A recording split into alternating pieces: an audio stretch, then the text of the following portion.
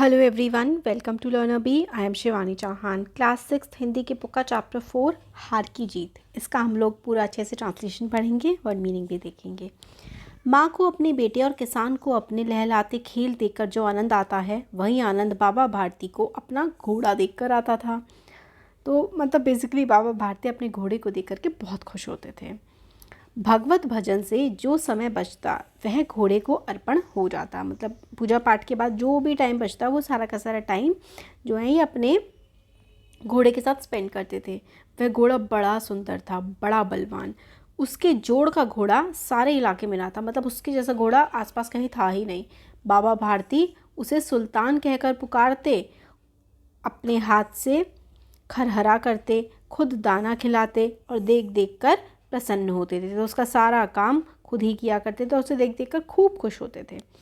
उन्होंने रुपया, माल, असबाब, ज़मीन आदि सब कुछ छोड़ दिया था। मतलब जो भी उनकी प्रॉपर्टी थी ना, उन्होंने सारी छोड़ दी थी। यहाँ तक कि उन्होंने नगर के जीवन से भी उन्हें घृणा थी, तो शहर का जीवन भी उनको पसंद नहीं था।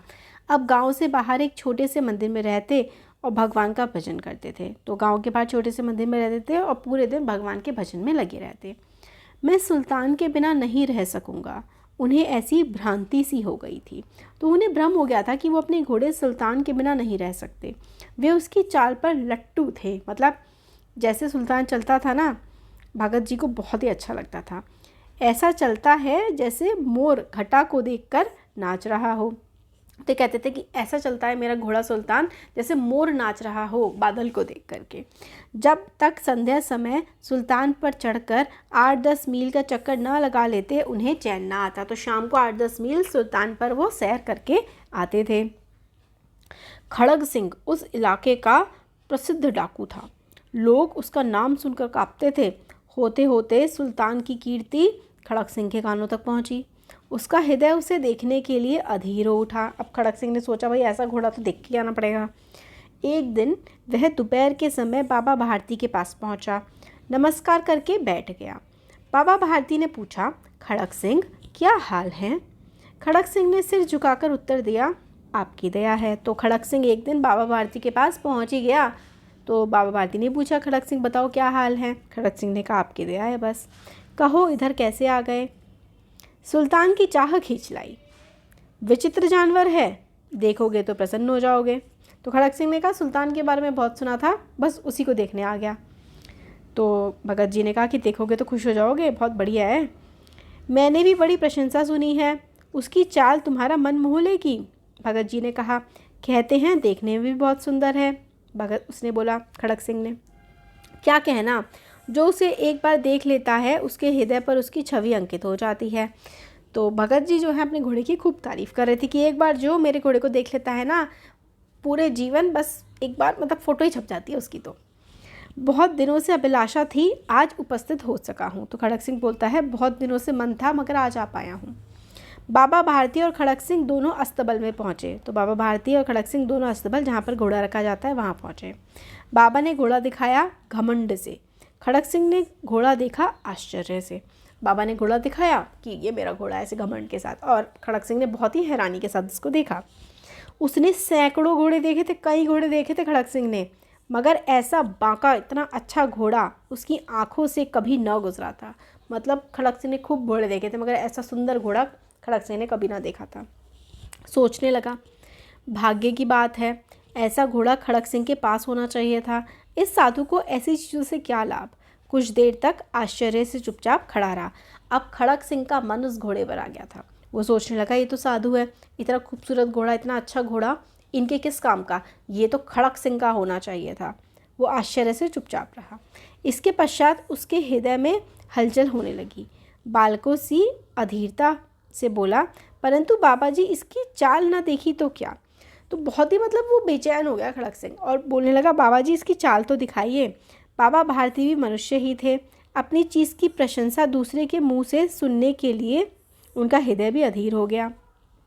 अब वो भी मनुष्य थे, वो भी सोचने लगे कि भाई ये मेरा घोड़ा है, इसकी और तारीफ होगी अगर इसकी चाल दिखाऊंगा तो। घोड़े को खोलकर बाहर लाए और उसकी पीठ पर हाथ फेरने लगे। तो बाहर ले आए और हाथ फेरने लगे।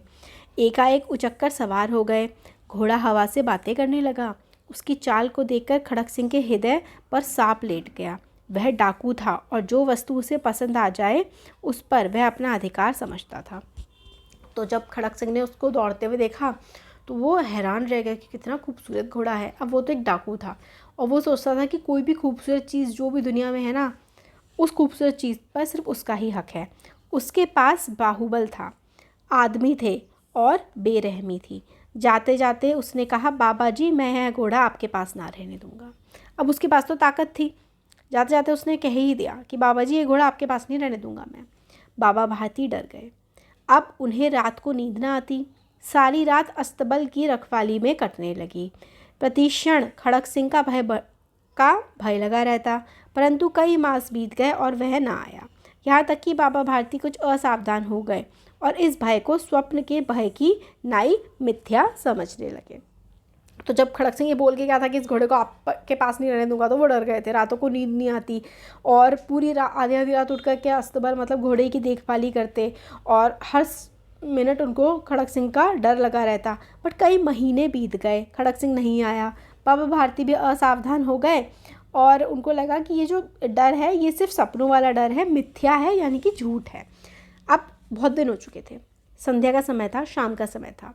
बाबा भारती सुल्तान की पीठ पर सवार होकर घूम जा रहे थे। इस समय उनकी आंखों में चमक थी, मुख पर प्रसन्नता।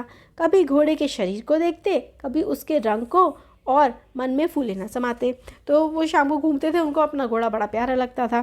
घोड़े के शरीर को देखते, रंग को देखते और फूले न समाते, यानी कि खूब खुश होते थे।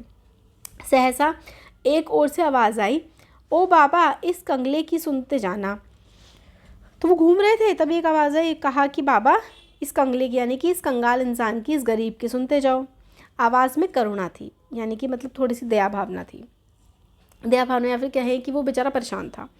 बाबा ने घोड़े को रोक लिया। देखा एक अपाहिज वृक्ष की छाया में पड़ा कराह रहा है।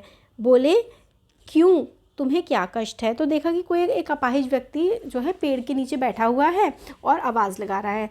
तो बाबा ने पूछा कि बताओ तुम्हें क्या दिक्कत है? अपाहिज ने हाथ जोड़कर कहा, बाबा मैं दुखियारा हूँ, मुझ पर दया करो। रामवाला यहाँ से 3 मील है, मुझे वहाँ जाना है। घोड़े पर चढ़ा लो, परमात्मा भला करेगा। तो वो व्यक्ति जो कि पेड़ के नीचे बैठा था, उसने कहा कि बाबा रामवाला जाना है मुझे, वो यहाँ से 3 मील दूर है, घोड़े पर मुझे बिठा लो, भगवान आपका भला करेगा। तो बाबा पूछते हैं, वहाँ तुम्हारा कौन है? तो वो बोलता है, दुर्गा दत्त वैद्य का नाम आपने सुना होगा, मैं उनका सौतेला भाई हूँ। बाबा भारती ने घोड़े से उतरकर अपाहिज को घोड़े पर सवार किया और स्वयं उसकी लगाम पकड़ कर धीरे धीरे चलने लगे। सहसा उन्हें एक झटका सा लगा और लगाम हाथ से छूट गई। तो उन्होंने उस जो पर्सन था, अपाहिज था, उसको पेड़ के नीचे से उठाया, घोड़े पर बैठाया और चलने लगे। एकदम से उनको झटका लगा और उनकी लगाम छूट गई। उनके आश्चर्य का ठिकाना न रहा जब उन्होंने देखा कि अपाहिज घोड़े की पीठ पर तनकर बैठा है और घोड़े को दौड़ाए लिए जा रहा है। उनके मुख से भय, विस्मय और निराशा से मिली हुई चीख निकल गई। वह अपाहिज डाकू खड़क सिंह था। अब एकदम से उनको झटका लगा और देखा कि उनका घोड़ा खड़क सिंह लिए जा रहा है। वो हैरान रह गए कि ये क्या हो गया उनके साथ। बाबा भारती कुछ देर तक चुप रहे और कुछ समय पश्चात कुछ निश्चय करके पूरे बल से चिल्लाकर बोले, ज़रा ठहर जाओ। तो थोड़ी देर तो चुप रहे वो, बट फिर थोड़ी देर बाद वो एकदम से चिल्लाकर बोले कि खड़क सिंह रुको। खड़क सिंह ने यह आवाज़ सुनकर घोड़ा रोक लिया और उसकी गर्दन पर प्यार से हाथ फेरते हुए कहा, बाबा जी यह घोड़ा अब ना दूंगा। खड़क सिंह ने कहा, बाबा जी घोड़ा नहीं देने वाला अब मैं। बाबा जी ने कहा, परंतु एक बात सुनते जाओ। खड़क सिंह ठहर गया। बाबा भारती ने निकट जाकर उसकी ओर ऐसी आंखों से देखा जैसे बकरा कसाई की ओर देखता है और कहा, यह घोड़ा तुम्हारा हो चुका है, मैं तुम्हें इससे वापस करने के लिए ना कहूँगा, परंतु खड़क सिंह केवल एक प्रार्थना करता हूँ, इसे अस्वीकार न करना, नहीं तो मेरा दिल टूट जाएगा। तो बाबा ने कहा कि देखो मैं तुमसे घोड़ा वापस नहीं मांग रहा, ना लेने की कोशिश कर रहा, पर एक बात है मेरी, वो मान लो। वो क्या बात थी? बाबा जी आज्ञा कीजिए, मैं आपका दास हूँ, केवल यह घोड़ा ना दूंगा। खड़क सिंह ने कहा, बाबा जी आज्ञा करो, जो भी कहना है, मैं आपका दास हूँ, मगर एक बात आप भी सुन लो, मैं घोड़ा वापस नहीं करूँगा। अब घोड़े का नाम न लो, मैं तुमसे इस विषय में कुछ ना कहूँगा। मेरी प्रार्थना केवल यह है कि इस घटना को किसी के सामने प्रकट ना करना। बाबा जी ने कहा कि ठीक है, घोड़ा तुम ले लो, नाम भी मत लो घोड़े का, मगर ये जो भी हुआ है ना, ये किसी के सामने बताना मत। खड़क सिंह का मुंह आश्चर्य से खुला रह गया। उसे लगा कि उसे घोड़े को लेकर यहाँ से भागना पड़ेगा, परंतु बाबा ने स्वयं उसे कहा कि इस घटना को किसी के सामने प्रकट ना करना। तो खड़क सिंह सोच रहा था मुझे भागना पड़ेगा यहाँ से, मगर बाबा तो कह रहे हैं कि इस घटना को किसी को मत बताना, इससे क्या प्रयोजन सिद्ध हो सकता है, मतलब वो सोचने लगा इससे क्या ही होगा। खड़क सिंह ने बहुत सोचा, बहुत सिर मारा, परंतु कुछ न समझ सका। हारकर उसने अपनी आंखें बाबा भारती के मुख पर गाड़ दी और पूछा, बाबा जी इसमें आपको क्या डर है? तो वो सोचने लगा बाबा ये बात बताने के लिए क्यों मना कर रहे हैं, मतलब उसको समझ ही नहीं आ रहा था। तो उसने पूछ लिया बाबा से कि आप क्यों मना कर रहे हो। सुनकर बाबा भारती ने उत्तर दिया, लोगों को यदि इस घटना का पता चला तो वे किसी गरीब पर विश्वास ना करेंगे, दुनिया से विश्वास उठ जाएगा। यह कहते कहते उन्होंने सुल्तान की ओर से इस तरह मुंह मोड़ लिया जैसे उनका इससे कभी कोई संबंध ही ना रहा हो। तो बाबा भारती ने कहा कि ये जो मैंने गरीब समझकर तुम्हारी मदद की थी और तुमने धोखा दिया, ये कहानी ना तुम किसी को मत बताना, नहीं तो दुनिया ना गरीबों पर विश्वास नहीं करेगी, मदद नहीं करेगी किसी की। बाबा भारती चले गए, परंतु उनके शब्द खड़क सिंह के कानों में उसी प्रकार गूंज रहे थे। सोचता था कैसे ऊंचे विचार हैं, कैसा पवित्र भाव है। उन्हें इस घोड़े से प्रेम था। इसे देखकर उनका मुख फूल की नाई खिल जाता था। वो सोच रहा था कि इतना प्यार करते थे इस घोड़े से, खुश हो जाते थे, फूल की तरह खिल जाते थे इसे देखकर। कहते थे इसके बिना मैं रह ना सकूँगा। इसकी रखवाली में कई रात सोई नहीं, भजन भक्ति ना कर रखवाली करते रहे, परंतु आज उनके मुख पर दुख की रेखा तक न दिखाई पड़ी। उन्हें केवल यह ख्याल था कि कहीं लोग गरीबों पर विश्वास करना न छोड़ दें। तो बस मतलब खड़क सिंह ने भी ये सोचा कि इतना प्यार इस घोड़े से करते थे, मगर फिर भी सिर्फ उनको यही ख्याल रहा कि कहीं लोग गरीबों पर विश्वास करना न छोड़ दें। रात के अंधेरे में खड़क सिंह बाबा भारती के मंदिर में पहुंचा। चारों ओर सन्नाटा था। आकाश में तारे टिमटिमा रहे थे। थोड़ी दूरी पर गांव के कुत्ते भौंक रहे थे। मंदिर के अंदर कोई शब्द सुनाई न देता था। खड़क सिंह सुल्तान की बाग पकड़े हुए था। वह धीरे धीरे अस्तबल के फाटक पर पहुंचा। तो खड़क सिंह से भी नहीं रहा गया।